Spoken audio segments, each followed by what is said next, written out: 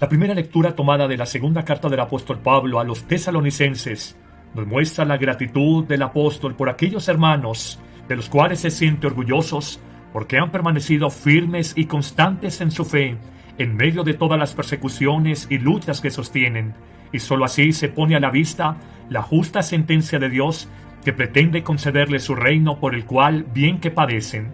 Hoy se nos invita a ser perseverantes, a ser fuertes, a ser pacientes cuando hayan adversidades y a descubrir que precisamente Jesús nos advirtió que si íbamos a ser anunciadores del Evangelio, tendríamos que vivir incomprensiones, humillaciones, descrédito y aún persecuciones. Pero vamos al Evangelio que hoy nos presenta el capítulo 23 de San Mateo, cuando Jesús, en una larga diatriba o crítica contra los escribas y fariseos, los llama hipócritas.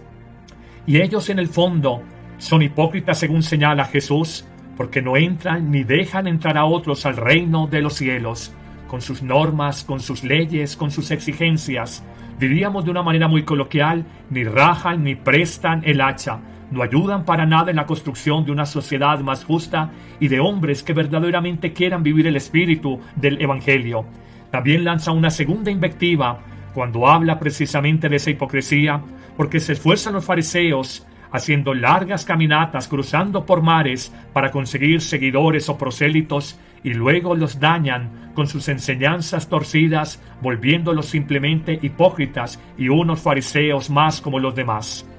Luego Jesús, en una segunda carga de profundidad, dice de los fariseos: hay de ustedes guías ciegos, que dicen jurar por el templo no obliga, pero jurar por el oro del templo sí obliga.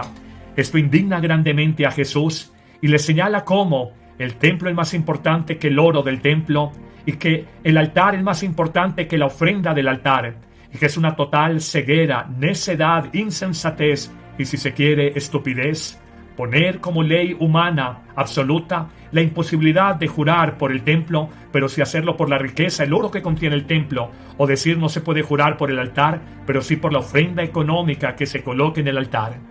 Esto muestra la torcedura del corazón de los fariseos y cómo, bajo el pretexto de oraciones largas y de cumplimiento de normas, simplemente no han entendido lo que es la verdadera religión, la verdadera relación con Dios, que parte de un corazón misericordioso, un corazón que obra en rectitud, un corazón que quiere realizar la justicia con los demás. Pero hoy preguntamos, ¿los escribas y los fariseos son hipócritas solamente en tiempos de Jesús? ¿O existen fariseos hipócritas del siglo XXI? Y la respuesta que damos es que esta condición socio-religiosa de los fariseos siempre ha existido y probablemente siempre existirá. Siempre se darán hombres y mujeres que, tomando el atajo de buscar una religión de apariencias, adopten fundamentalmente la actitud religiosa farisaica, que es sobre todo una hipocresía de la vida, una doble moral del corazón. De hecho, podríamos señalar tres, sin ser las únicas características de un fariseo hipócrita. Como primera condición, que le encanta fungir como juez de los demás, juzgar sus palabras, juzgar sus acciones, juzgar sus decisiones, y hasta en el colmo de la hipocresía, rasgarse las vestiduras y dárselas de escandalizados por la conducta de los demás. Cuando veas una persona que está juzgando permanentemente de los demás, probablemente en su corazón hay la actitud de un verdadero fariseo hipócrita.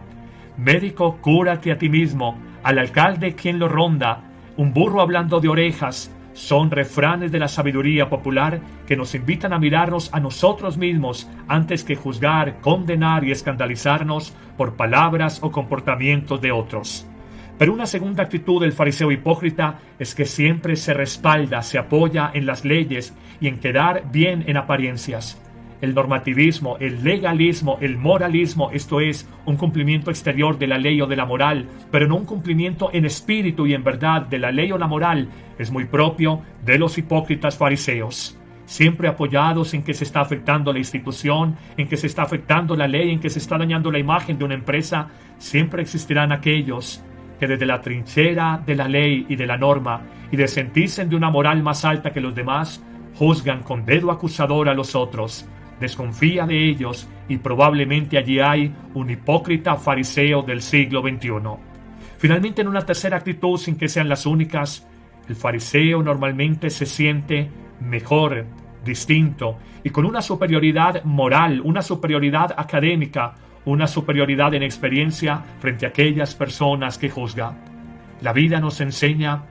que los pecadores somos todos, que nadie puede levantar la mano para juzgar de otro y que esa supuesta superioridad moral y sentirnos distintos y superiores a los otros es una vana hipocresía, un gran engaño que hacemos no a los demás, sino y sobre todo a nuestra propia vida.